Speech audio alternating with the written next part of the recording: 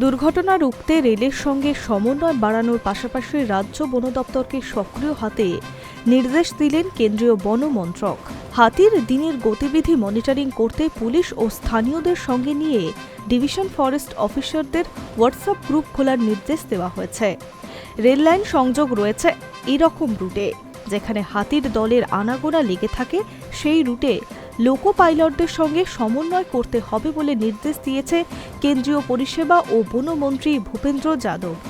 ইতিমধ্যেই পশ্চিমবঙ্গ সহ উড়িষ্যা, অসম, ঝাড়খণ্ড ও বাংলাদেশ মিলিয়ে হাতিদের 1100টি হটস্পট চিহ্নিত করা হয়েছে, যেখানে রেললাইন সংযোগ রয়েছে।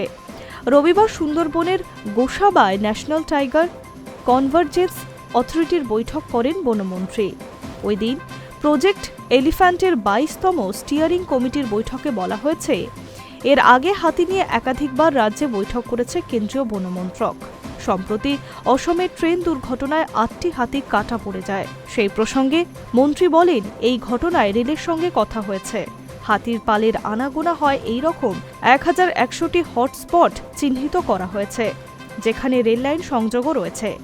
এইসব হটস্পট এলাকাগুলিতে ডিভিশনাল ফরেস্ট অফিসাররা পুলিশ ও স্থানীয় বাসিন্দাদের নিয়ে হোয়াটসঅ্যাপ গ্রুপ খুলবেন। সেখানে হাতিদের গতিবিধির আপডেটও দিতে হবে। এছাড়া লোকো পাইলটদের সঙ্গে সমন্বয়ও রাখতে হবে।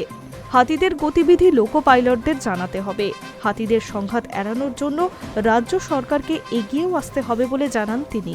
যদিও বাংলায় হাতিদের গতিবিধি নিয়ে রাজ্য বন দপ্তরের একাধিক হোয়াটসঅ্যাপ গ্রুপ রয়েছে, হাতি ও মানুষের সংঘাত এড়াতে ডিএফও, এসপি এবং রেঞ্জ আধিকারিকদের নিয়ে একটি হোয়াটসঅ্যাপ গ্রুপও রয়েছে। রেঞ্জ আধিকারিক ও জেএফএমসিদের নিয়ে আলাদা গ্রুপও রয়েছে।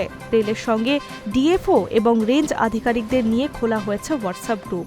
রেল দুর্ঘটনার পাশাপাশি বিদ্যুৎ পৃষ্ঠ হয়েও হাতির মৃত্যুর ঘটনা ঘটে থাকে। বিপজ্জনক ঘটনা এড়াতে বিদ্যুৎ দপ্তরের ডিভিশনাল ম্যানেজারের সঙ্গে বন দপ্তরের একটি আলাদা হোয়াটসঅ্যাপ গ্রুপও রয়েছে।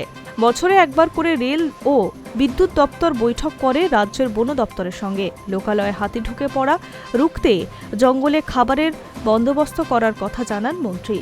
রাজ্য বন দপ্তর সূত্রে খবর, দক্ষিণবঙ্গে লালগড়, তপবন, বেলিয়াতোড়, বড়জোড়, সোনামুখীর জঙ্গলে হাতির খাবারের জন্য বন বৃক্ষরোপণ করা হয়েছে। উত্তরবঙ্গে বক্সা, জলদাপাড়া, গরুমারা ও দার্জিলিং ওয়াইল্ড লাইফ ডিভিশনেও জঙ্গলে গাছ লাগানো হচ্ছে। জঙ্গলের জলাশয় ব্যবস্থাও করা হয়েছে। কেন্দ্রীয় বনমন্ত্রী জানান, গত 5 বছর ধরে হাতির জন্য ক্যাম্প প্রকল্পে 344 কোটি টাকা দেওয়া হয়েছে। 112 কোটি সুন্দরবন ও সুন্দরবন টাইগার রিজার্ভের জন্য বরাদ্দ করা হয়েছে। Hi news network.